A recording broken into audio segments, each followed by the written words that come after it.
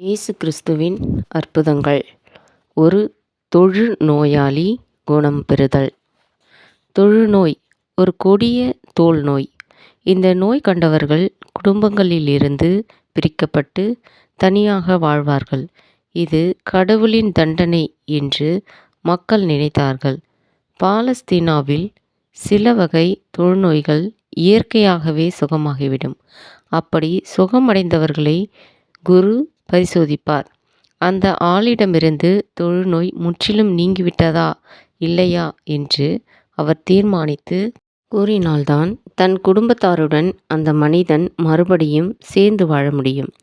ஒரு தொழுநோயாளி இயேசுவிடம் வந்து முழங்காற்படியிட்டான்.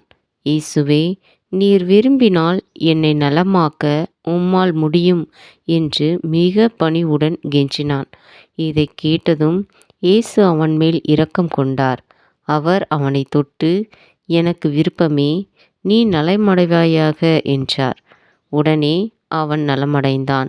இயேசு அவனிடம், இதோ பார், நீ நலமடைந்ததைப் பற்றி எவரிடம் கூறாதே.